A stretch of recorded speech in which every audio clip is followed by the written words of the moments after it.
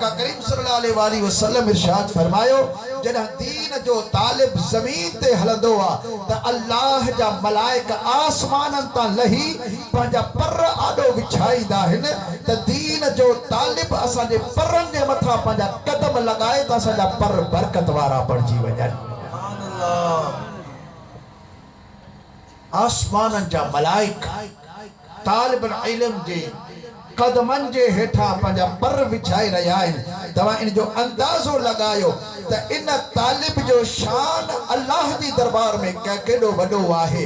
असां वटि को इज्जत भरियो इंसान ईंदो आहे, असां गुल मथां निछावर कंदा आहियूं, उनजे लाइ रस्ता साफ़ कंदा आहियूं, उनजे लाइ विछाणा विछाईंदा आहियूं, कालीन लॻाईंदा आहियूं, सोफा सेट लॻाईंदा आहियूं, पर ही केॾो वॾो माण्हू आहे जंहिंजे लाइ आसमाननि जा मलाइक नाज़िल थी रहिया आहिनि ऐं पंहिंजा पर विछाए उनजी इज्जत और ताज़ीम करे रहिया आहिनि। असांजे निगाहनि में ती मुल्ला आहिनि या मौलवी आहिनि या मुल्ला आहिनि, और तुझी मर्जी आहे पंहिंजे दीन खे तूं जेतिरो शर्फ ॾी, छो जो तूं मुसलमान आहीं, तुंहिंजो दीन इस्लाम आहे।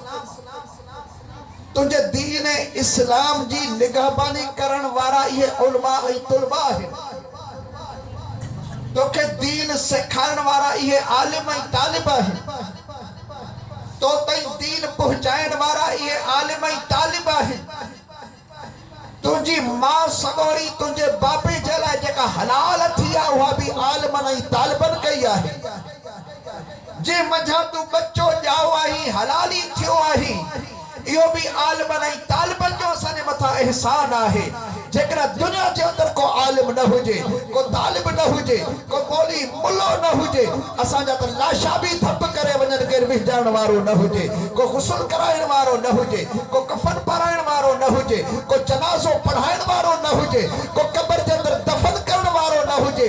असांखे इहा ख़बर न आहे पंहिंजे घर जो माण्हू मरे थो, पंहिंजो पीउ थो मरे, पंहिंजो ॾाॾो, पंहिंजी अम्मा, अल्लाह से सभिनि जे अमड़ अब खे वॾी हयाती अता फरमाए, बचनि भाइरनि खे वॾी हयाती फरमाए, पर मरण मेहणो न आहे। मां सम्झाइण चाहियां थो त कंहिंजो पीउ, कंहिंजी माउ, कंहिंजो भाउ, कंहिंजी ज़ाल, कंहिंजो मुड़ुस मरी थो वञे, पोइ घर वारा टिजंदा आहिनि, उन खां परे भॼी वेंदा आहिनि। लेकिन ही तालिब आहिनि, ही आलिम आहिनि, ही मौलवी आहिनि, जेके उनखे खणनि बि, उनखे विझारनि, उनजी सफ़ाई कनि, उनखे गुस्ल कराइनि, उनखे कफन पाराइनि। अवाम खे कहिड़ी ख़बर त कफन कीअं पाराइबो आहे, मर्द खे केतिरो कफन ॾिबो, औरत खे केतिरो कफन ॾिबो आहे, पहिरियां साॼो पासो वराइणो आहे या खाॿो पासो वराइणो आहे, कहिड़े तरीक़े सां वराइणो आहे। मर्द जी कफनी कुल्हनि खां चीरणी आहे या साम्हूं चीरणी आहे, औरत जी कफनी कुल्हे खां चीरणी आहे या गले खां चीरणी आहे, केतिरो कफने जो वज़न यानी उनजी माप हुजे। अवाम खे का ख़बर कान्हे का हुआ जनाज़ो कीअं पढ़जे। असांखे त जनाज़े निमाज़ जे लाइ बि नियत कान ईंदी आहे, दुआ त अञा परे रही, नियत बि असांखे मौलवी साहब कराईंदो आहे त नियत कई निमाज़ जनाज़े जी। असां अञा ताईं नियत बि कोन सिखायूं त जनाज़े जी नियत कीअं थींदी आहे, क़ब्र में मैयत खे कीअं लाहिबो आहे, क़ब्र में क़िबले जे तरफ़ मुंहुं कीअं कबो आहे। जेकॾहिं उलमा न हुजनि, औलिया जेकॾहिं इहे आलिम न हुजनि, मौलवी न हुजनि, दीन जा तालिब न हुजनि, असांखे कहिड़ी ख़बर त क़ब्र जे अंदरि मैयत खे कीअं पूरबो आहे। असां त ईअं खणी खॾे में उछलाए मथां मिटी वराए छॾियूंसां। असांखे कहिड़ी ख़बर त क़िबले जे तरफ़ बि मुंहुं कबो आहे, कहिड़े तरीक़े सां मुंहुं कबो आहे। ही तालिब इल्म आहिनि ऐं दीन जा आलिम आहिनि जेके असांजे मैयतुनि खे खणी तबारकूं पढ़ी, गुल पढ़ी, दुआऊं पढ़ी, क़ब्र में पहुचाए अल्लाह ऐं रसूल जे हवाले करे ईंदा। सुभान अल्लाह। असांजा निकाह पढ़नि, असां ॼमूं त असांजे कननि में अज़ानूं चवनि, बीमार थियूं असांखे पीड़ा रखनि, असांजी रहनुमाई कनि। ॼमण खां वठी मरण ताईं असांखे आलिम कमु अची रहियो आहे। ॼमण खां वठी मरण ताईं असांखे आलिम कमु अची रहियो आहे, छो जो असां मुस्लमान आहियूं, असांजो दीन आहे, असां बेदीन न आहियूं, असां ग़ैर मुस्लिम न आहियूं, असां मुस्लमान आहियूं। असांजो दीन इस्लाम आहे। अल्लाह तबारक व तआला ॿियनि नबियनि जे उम्मतनि खे बि दीन ॾिना, कंहिंखे दीन ईसवी ॾिनई, कंहिंखे मूसवी ॾिनई, कंहिंखे इब्राहिमी ॾिनई, कंहिंखे कहिड़ो दीन ॾिनई, कंहिंखे कहिड़ो दीन ॾिनई। बसि नबी सगोरे खे दीन ॾेई दुनिया जे अंदरि मोकिलियई। तबलीग बि तूं कर, पहुचा बि तूं, समझा बि तूं, अमल बि तू कर, निगहबानी भी तू कजाए। जेसी ताईं नबी थी सगोरो हुओ त पंहिंजे दीन जी निगहबानी भी करे पियो, अमल भी कराए पियो, समझाए भी पियो, पंहिंजो किताब भी पढ़ाए पियो। पर जीअं जो उन नबी सगोरे दुनिया मंझा रहलत कई वो अल्लाह ॾे वियो, पोयनि दीन में तब्दीलियूं कयूं, पोयनि किताबनि में तब्दीलियूं कयूं। न अॼु उन्हनि जो दीन सलामत रहियो, न उन्हनि जो दीन पूरो रहियो, न कि दीन उन्हनि जो जेको दीनी किताब रहियो, बल्कि सब जो सब खत्म। लेकिन अल्लाह तबारक व तआला जॾहिं सुने नबी करीम रऊफुर रहीम सल्लल्लाहु अलैहि वसल्लम जिनके दुनिया जे अंदर मोकिलियो, दीन इस्लाम ॾेई करे, कुरान करीम जो किताब ॾेई करे, कलमो पाक ॾेई करे जॾहिं दुनिया जे अंदर मोकिलियो ऐं माण्हुनि जॾहिं दीन वरितो तॾहिं अल्लाह तबारक व तआला ऐलान फरमायो त अॼु तव्हांजो मूं दीन पूरो करे छॾियो आहे। सुभान अल्लाह। नारे तकबीर, नारे रिसालत, नारे तहकीक, नारे पीर। दरबार आलिया विहर शरीफ, दरबार आलिया विहर शरीफ। अल्लाह रब्बुल आलमीन जल्ल जलालु इरशाद फरमायो अल यौमा अकमलतु लकुम दीनकुम व अतममतु अलैकुम निअमती व रदीतु लकुमुल इस्लाम दीना। सुभान थोड़ा ही ठीक आयो, लेकिन सुभान अल्लाह चवंदो अल्लाह जो जिक्र आहे अवां के सवाब जरूर थींदो। सुभान अल्लाह, सवाब जरूर थींदो। अल्लाह जो जिक्र आहे सुभान अल्लाह जे चवण सां। आका करीम सल्लल्लाहु अलैहि वसल्लम फरमायो मां मेराज वारी रात मथे वियुसि न, पोइ हज़रत इब्राहिम अलैहिस्सलाम सां मुलाक़ात थी। हज़रत इब्राहिम अलैहिस्सलाम मूंखे फरमा चयो त क़िबला तव्हां जॾहिं उम्मत जे तरफ़ वञो त मुंहिंजो पैगाम पहुचाइजो, उम्मत खे ॿुधाइजो त जन्नत जी ज़मीन ॾाढी आहे, अर्दुहा अर्द समावात व अर्द। अल्लाह सुब्हानहु व तआला फरमाए उन जन्नत जी जेका वेकर आहे सतन ज़मीननि ऐं सतन आसमाननि जेतिरी रुगो वेकर अथसि, टे अञा अलॻि आहे।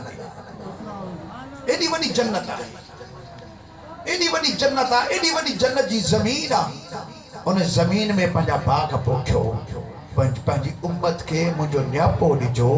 उन जन्नत जे ज़मीन में पंहिंजा बाग पोखियो ऐं बाग छा आहे तव्हांजी उम्मत न हिकिड़ो दफ़ो सुभान अल्लाह चवंदी, अल्लाह ताला इन चवण जे हवाले सां जन्नत में हुनजे लाइ हिकिड़ो वण लॻाराए छॾींदो। सुभान अल्लाह। पोइ जीअं सुभान अल्लाह चवंदो वेंदो तीअं जन्नत में वण लॻंदा वेंदा त तव्हांजो बाग तयारु थी वेंदो। तव्हां वेठा ज़मीन ते आहियो, दुनिया में आहियो, लेकिन जन्नत में पंहिंजा बाग तयारु करे रहिया आहियो। केतिरो वॾो सवाब आहे, वेठे वेठे तव्हांजा बाग बैठा आहिनि हुते। तंहिंजे करे असांजा उलमाए किराम पंहिंजे वाइज़नि में बार बार अवाम खां सुभान अल्लाह चवराईंदा आहिनि इन्ही जे लाइ जो सुने रसूल जी उम्मत हिन वक़्त में अमल जे हवाले सां कासिर थी वई आहे। अमल कोन थो पुॼे, निमाज़ूं कोन था पढ़नि, चङा कम कोन था कनि, अमल जे हवाले सां पोइते थी वई आहिनि। भला जे थोरी देरि अची वेठा आहिनि ॿुधण जे लाइ, ॿुधण जो बि सवाब वठनि ऐं गॾो गॾु बेश्त में पंहिंजा बाग बि तयारु कराईंदा रहनि। सस्तो सस्तो सौदो असांजे आलमनि असांखे सेखारियो आहे, तमामु सस्तो सौदो। तंहिंजे करे तव्हांखे ॻाल्हि वणंदी रहंदी, छो जो अल्लाह जो क़ुर थो पढ़िजे, सुने महबूब जी हदीस पढ़बी इंशाअल्लाह ताला, ॻाल्हि सुठी बि लॻंदी ऐं सुठी ई ॻाल्हि ते कई वेंदी त पोइ रुगो सुभान अल्लाह पोयां चवंदा ईंदो। मूंखे बि अहसासु थींदो त तव्हां ॿुधी रहिया आहियो, ॿुॾे मुतवजो बि आहियो ऐं गॾो गॾु तव्हांजे लाइ जन्नत में बाग बि तयारु थींदो। चओ सुभान अल्लाह। जेकॾहिं हथ मथे खणंदो त असां सभिनी खे वणंदो। अल्लाह रब्बुल आलमीन जल्ल जलालहू इरशाद फरमाए अल यौम, अॼु ॾींहुं है अकमलतु लकुम दीनकुम। ओ मुंहिंजे महबूब जा सहाबियो, छो जो मौजूद सहाबियो आहे, हे महबूब करीम सल्लल्लाहु अलैहि वसल्लम जे मथां ही आयत करीमा जेका नाज़िल थी सा अरफात जे मैदान में आका करीम सल्लल्लाहु अलैहि वसल्लम जिन जेको हज कयो हो उनखे हज्जतुल विदा चयो वेंदो आहे। उन अरफात जे मैदान में आका करीम सल्लल्लाहु अलैहि वसल्लम जिन सां 1.25 लाख सहाबी सगोरा गॾु हुआ ऐं उन्हनि जे मजमे में अल्लाह तबारक व तआला ही आयत करीमा नाज़िल फरमाई आहे। अल यौम, अॼु ॾींहुं अकमलतु लकुम दीनकुम। ओ मुंहिंजे महबूब जा सहाबियो, ओ मुंहिंजे महबूब जा उम्मतियो, अज ॾींहुं तव्हांजे लाइ तव्हांजो दीन मुकामिल करे छॾियो आहे। अल्लाह तबारक व तआला कुरान में सर्टिफिकेट ॾेई रहियो आहे त मुंहिंजे महबूब जे सहाबन जो दीन कामिल आहे। खुटल दीन महबूब जे यारन जो न आहे। हबीबन करीमन जे असाबन सगोरन जो दीन कामिल आहे। अल्लाह ताला फरमाए रहियो आहे हाणे जेकॾहिं को तारीख़ जो किताबड़ो लिखे या को माण्हू पंहिंजो वात ख़राब करे या को पंहिंजो ईमान बर्बाद करे, सहाबा जे बारे में जेकॾहिं को लफ़्ज़ चवे त पंहिंजी क़िस्मत के चवे, अल्लाह उन का हिसाब वठंदो। पर अल्लाह जो कुरान असां वटि मौजूद आहे जंहिंमें का भी तब्दीली कान आई आहे, न की क़यामत ताईं का तब्दीली अचण वारी आहे। दुनिया जा दौर मटवा रहिया, बादशाहियूं मटबियो रहियो, दुनिया जा सिक्का तब्दील थींदा रहिया, दुनिया जा दाणा तब्दील थींदा रहिया, मेवा जे अंदर मज़ा तब्दील थींदा रहिया, पानी जे अंदर वो लुत्फ़ ऐं मज़ो तब्दील थींदो रहियो, दुनिया जो मौसमो तब्दील थींदियूं रहियो, दुनिया जा नबी सगोरा तब्दील बदली में ईंदा रहिया। लेकिन मुंहिंजा दोस्त कुरान करीम जे अंदर न तब्दीली आई आहे न की क़यामत ताईं अचण वारी आहे। हीबत अल्लाह जे कुरान करीम के इरशाद फरमायो, अल्लाह तबारक व तआला हबीबन के इरशाद फरमायो, ओ मुंहिंजा सोना तू दुनिया वारन के ॿुधा ही कुरान कंहिंजो शान आहे, फरमान त अल्लाह जो आहे, नाज़िल त रसूलुल्लाह जे मथां थियो आहे। पर अल्लाह तबारक व तआला फरमायो त मुंहिंजा हबीब ईअं बि चओ त हाज़ा ज़िक्र मम्मइया, ही त मूंसां जेके गॾु आहिनि उन्हनि जो शान आहे।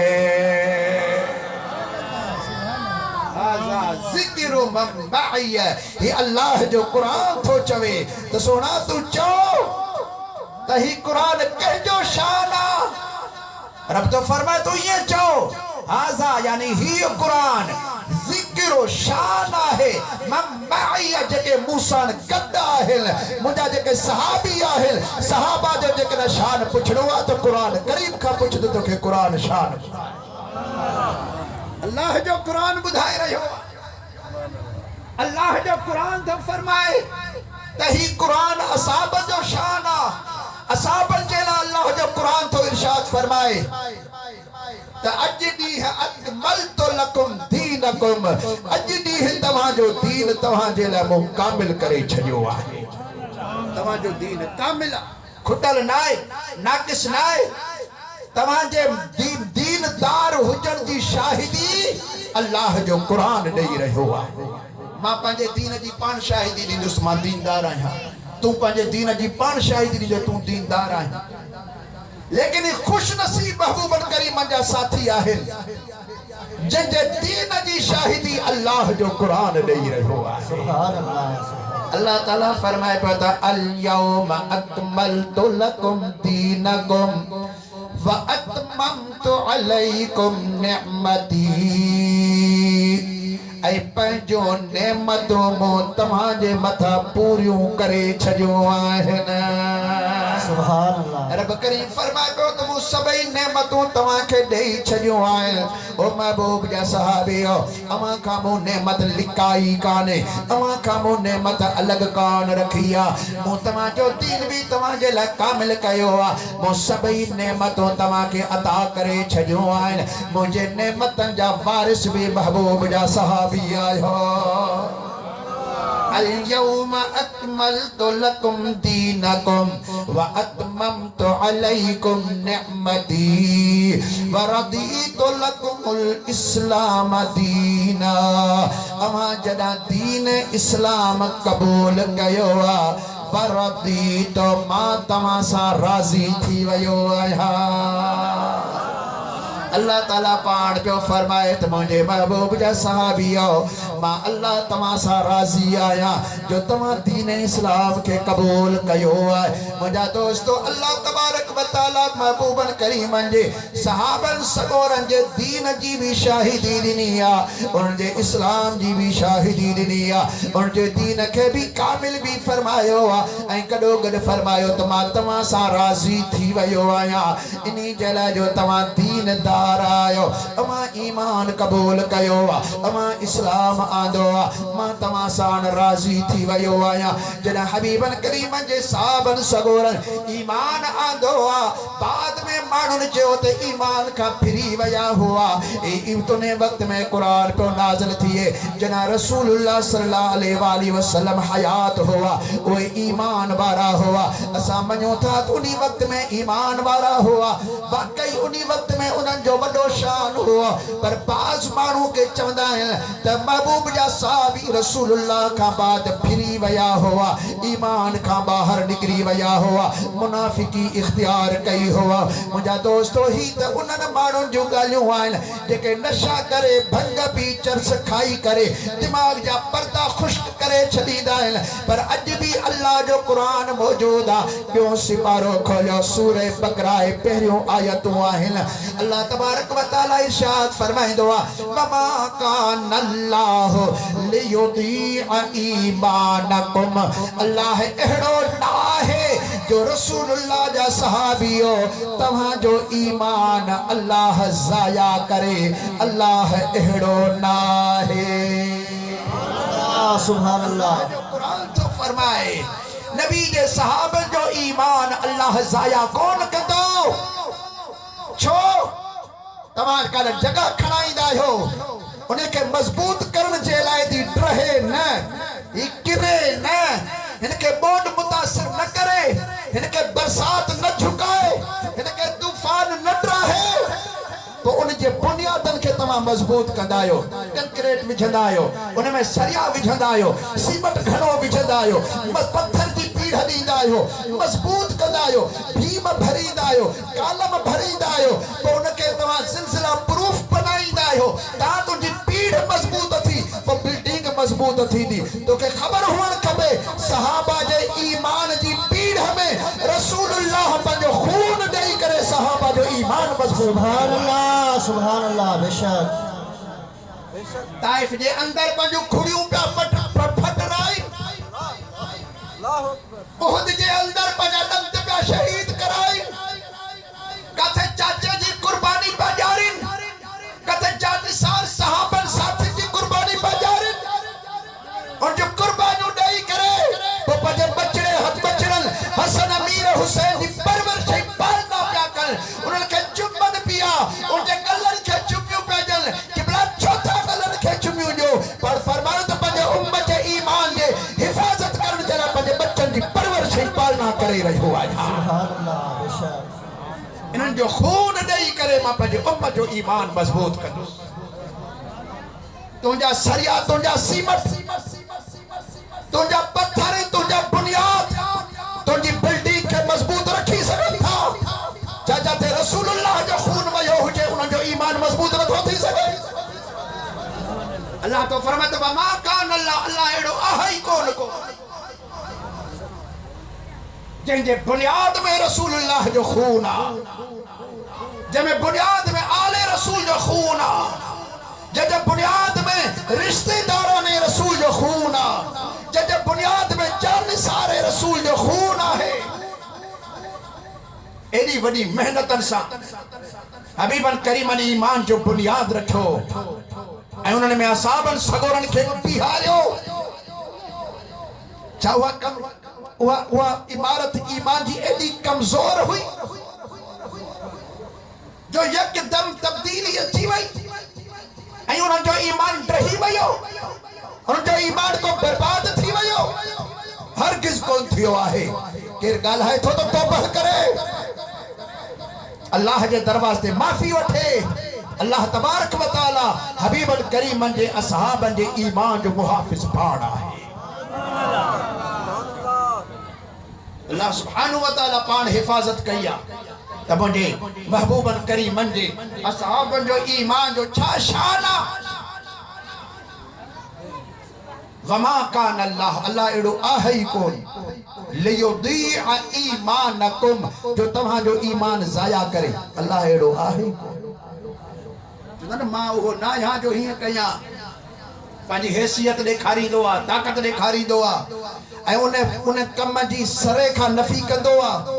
अल्लाह तबारक व तआला भी वमा कान अल्लाह जो लफ़्ज़ आणे करे सरे खां नफ़ी कई आहे। ये थी नथो सके जो रसूलुल्लाह जे साहबन सगुरन जो ईमान ज़ाया थे। इन्ही जे लाइ जो रब तो फरमाए त मां पाण उन जो मुहाफ़िज़ आहियां। ॿी जाइ में अल्लाह तबारक व तआला इरशाद फरमायो सूरह मुजादिला जी आखिरी आयत 28 सिपारो आखिरी आयत में रब करीम जल्ल जलालहू इरशाद फरमायो उलाइका कतब फी कुलूबिहिमुल ईमान व अय्यदहुम बिरूहिम मिनहु। ही सहाबी व खुश नसीब आहिन जंहिंजे दिलनि में उलाइका ही व खुश नसीब आहिन कतब अल्लाह लिखो फी कुलूबिहिम इन्हनि जे दिलनि में छा अल ईमान। अल्लाह तो फरमाए तो मुझे सुना कलमो तव्हां ज़बान सां पढ़ायो लेकिन इन्हनि जे दिलनि जे अंदर मूं पाण कलमो लिखियो आहे। सुभान अल्लाह। पाण ईमान लिखियो आहे।